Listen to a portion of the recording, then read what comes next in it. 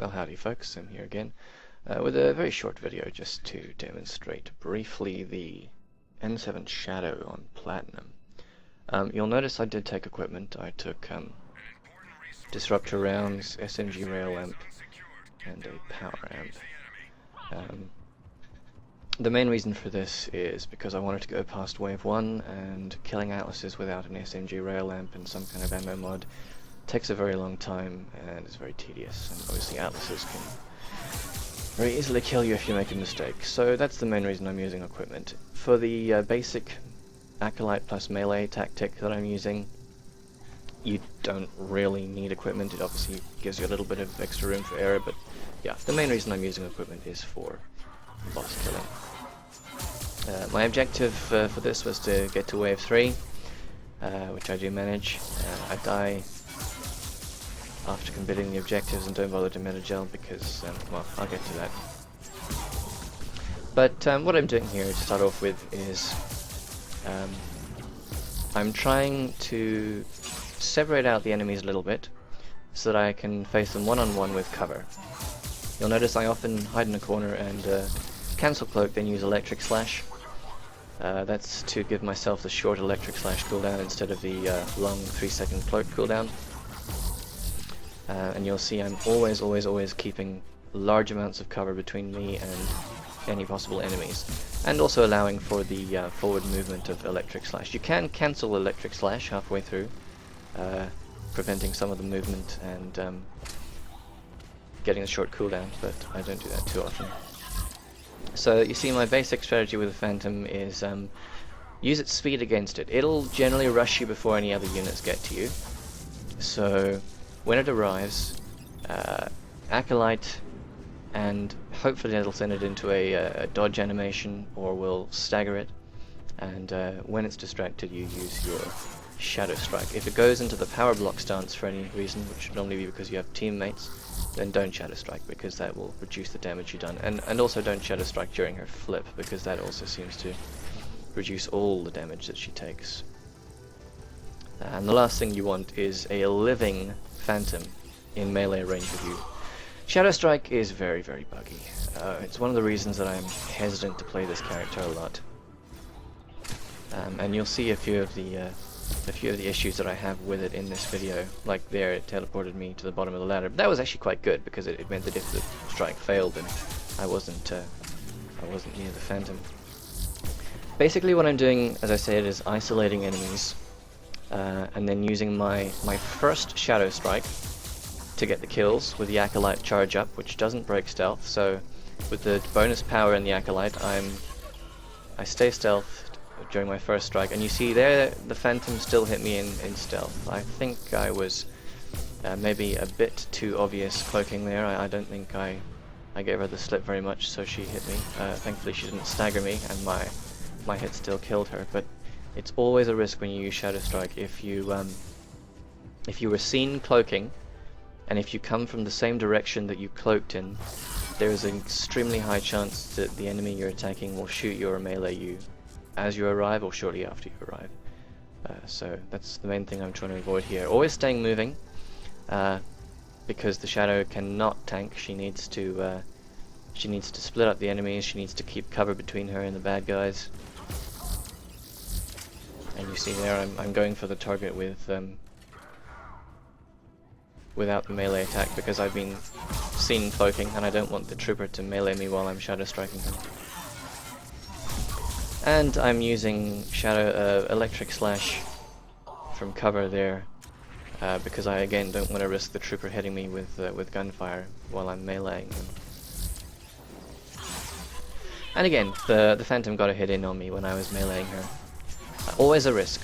Always a risk. Even if you do everything right, there's always the risk that you'll be hit coming out of Shadow Strike, because enemies can hear you Shadow Striking them and can react to you. The Acolyte does help. It tends to put Phantoms in a defensive stance. You see that one was in cover when I attacked, which might have lessened my chances somewhat. But by and large, I do manage to do okay with Phantoms in this run. And this is me just checking that there's nothing else except these atlases left, because atlases by themselves are fairly easy enemies if you just avoid them you use the corner humping right hand advantage to kill them, but when there are other enemies nearby, then they're extremely dangerous because you don't want to be focused on an Atlas and have a Phantom sneak up and stab you in the back, or have another Atlas flank you. And there are two Atlases on Cerberus Platinum Wave 1, so I'm trying to split them up so that they aren't helping each other. And I was very lucky here because one of them is stomping around inside the outside room. And here I mess up my Acolyte charge several times in a row, which is very frustrating, but thankfully the Atlas doesn't manage to regen shields. Disruptor Ammo helps with that a bit, of course. Now switch to the Hurricane, find a corner, and see I'm avoiding the rocket there by sprinting into cover, not just by sprinting past it. You have to have cover between you and a rocket to dodge it most of the time. And yeah, I'm using a cheap right-hand advantage, corner humping, whatever you want to call it, to use my Hurricane on the Atlas. It doesn't take a lot of shooting with the Hurricane 2 in this case, to get rid of it once its shields are down. But you want to have that time and space, and you see I just poked out a little bit too far around the corner there. The Atlas managed to hit me. I have to say I'm not a huge fan of the Acolyte as a direct fire weapon like this. I'm only using it because it's slightly faster than the Hurricane, I think, and because it spreads out my ammo load. Also, the Hurricane doesn't have a melee mod on it, so I always use the Acolyte when I'm shadow striking. Not even if I'm not actually charging it, it's still giving me the melee damage boost. Just being very careful not to give the Atlas any chance to kill me. I am trying to avoid taking chances in this video because it's so easy to die as a shadow, and here unfortunately I'm trying to block this spawn in front of me, but I'm just too slow and everything spawns there, so I have to readjust. And you can see I've still got the Hurricane equipped, which means I'm not going to do any shadow strikes. Again, cloak cancel, use electric slash to get the short cooldown. Very helpful as the shadow. You need to stealth to stay alive. There, because the Phantom was already in her melee animation, I guess I managed to dodge it by teleporting behind her, and you see I cancelled my electric slash partway through because I didn't want to complete the animation and end up in the Phantom's face with it on cooldown. Guardians are a big problem as the shadow. Teleporting behind them is very difficult. The Hurricane with armor piercing helps, but it's a bit slow unless you're at very close range. And you see again the Phantom tries to take a stab at me, and my Acolyte actually missed that time, so I have to do 2 slashes. One thing I rarely do is break my 1 stab per stealth cycle rule. It's slow, but it's safe, because you need to be stealthed to escape, really, most of the time. If you're absolutely certain that there's just one enemy and they're on their own and there's nothing else that can shoot you, then you can shadow strike to come out of stealth, but I just find it too risky most of the time, especially as it gives you the long cloak cooldown, 3 seconds, or possibly more, depending on your weapon equipment, of course, instead of the short electric slash cooldown that I like to have. Another nice thing about electric slash out of stealth... Oh dear, okay. Yeah, this is one of the big problems with shadow strike. I wasn't watching that closely there. I don't think I did anything wrong. Apart from shadow striking a Phantom in the open with 2 Phantoms extra, that was admittedly stupid. But she meleeed me as I arrived. Perhaps because there were more enemies there, they had a higher chance of detecting me, I don't know. But you see, that cost me 2 metagels. Atlases aren't a big problem when you're avoiding them, but that one was standing at the perfect place to hit me with a rocket as I metagelled. That's the big threat of Atlases. The rockets, the fact that they just supply so much damage on you when you're in a bad situation.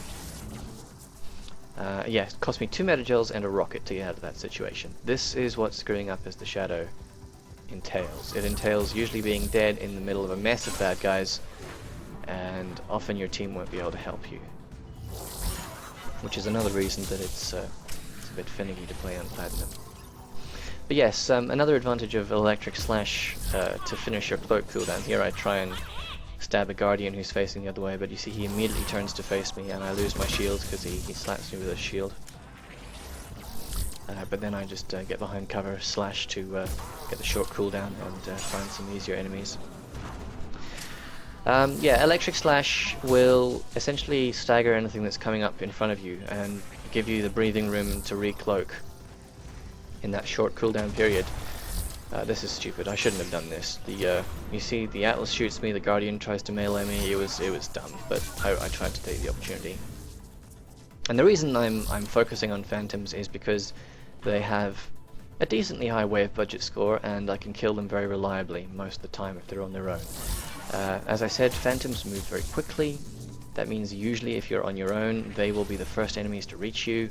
That makes them fantastic targets of opportunity. You can strip their shields to the point that they'll be a one-hit kill with a single shot from the Acolyte. Even without equipment, the Acolyte 10 with an extended barrel will strip a Phantom's shields to the point you can one-shot it. At least with my spec. I was just making absolutely sure there was no one else there. Disadvantage of the Acolyte is that it can strip shields that you want to drain with the 6th evolution of Shadow Strike, but generally that's not a big problem for me. I generally don't need to drain stuff shields. I prefer to hide and let them regenerate automatically. I'd actually normally use a shield booster mod, the one that makes you recharge your shields quicker. But here I'm using a power amplifier instead. I didn't really notice much difference, I have to say. Probably because I'm using a Shadow Strike build, and most of the stuff that I'm Shadow Striking is going to die in one Acolyte hit and one Shadow Strike without the power, with or without the power amp. And again, I'm going to just abuse corners to kill this Atlas safely. Don't want to take any chances. Bosses and certain Reaper units are the Shadow's main weakness, but you see, because she's an infiltrator and she can carry a lightweight weapon like the Hurricane without impairing her melee abilities, it's